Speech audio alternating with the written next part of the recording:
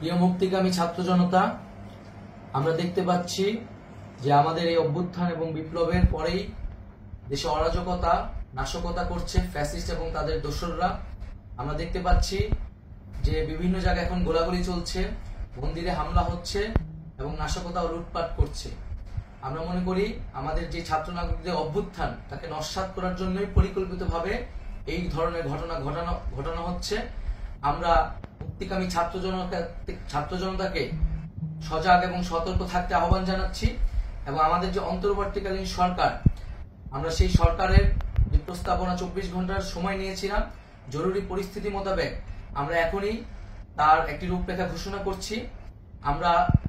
আমরা সিদ্ধান্ত নিয়েছি যে সর্বজন গ্রহণযোগ্য আন্তর্জাতিক খ্যাতিসম্পন্ন নোবেল পুরস্কার বিজয়ী ডক্টর মোহাম্মদ ইউনূসকে প্রধান উপদেষ্টা করে অন্তর্বর্তীকালীন সরকার গঠন করা হবে এবং ডক্টর মোহাম্মদ ইউনূসের সাথেও আমাদের কথা হয়েছে।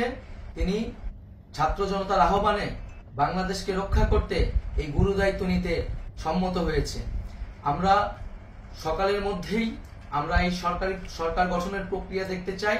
রাষ্ট্রপতির কাছে আহ্বান থাকবে যে দ্রুত সময়ের মধ্যে ডক্টর মোহাম্মদ ইউনূসকে প্রধান উপদেষ্টা করে অন্তর্বর্তীকালীন সরকার গঠন করা হোক এবং এই অন্তর্বর্তীকালীন সরকারের বাকি সদস্যদের নামও আমরা সকালের মধ্যে ঘোষণা করব।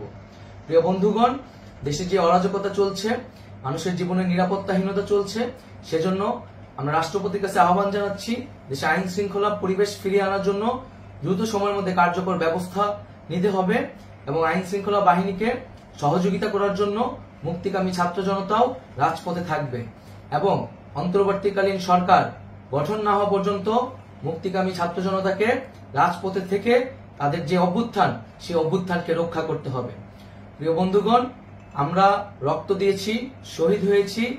আমাদের যেই প্রতিশ্রুতি একটি নতুন বাংলাদেশ গঠন করার জন্য, সেটিকে আমাদের অবশ্যই বাস্তবায়ন করতে হবে এবং অবশ্যই ছাত্র জনতার প্রস্তাবিত সরকার বাদে কোনো ধরনের সরকার কিন্তু মেনে নেওয়া হবে না।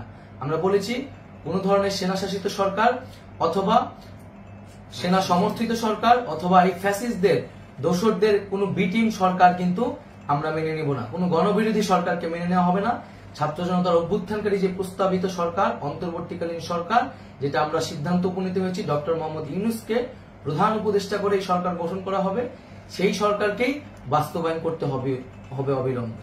আগামীকাল সকাল থেকে সকলকে আহ্বান জানাচ্ছি রাজপথে থাকার জন্য এবং আমাদের যে সাম্প্রদায়িক সম্প্রীতি এবং রাষ্ট্রীয় সম্পদ রক্ষা কমিটির ঘোষণা হয়েছে বৈষম্যবিরোধী ছাত্র আন্দোলনের নেতৃত্বে, সকল পাড়ায় পাড়ায় এলাকায় এলাকায় সেই কমিটি পাহারায় থাকবে। আমাদের সংখ্যালঘু কমিউনিটিকে আমাদের রক্ষা করতে হবে, রাষ্ট্রীয় সম্পদ এবং এই দেশকে রক্ষা করতে হবে আমাদের।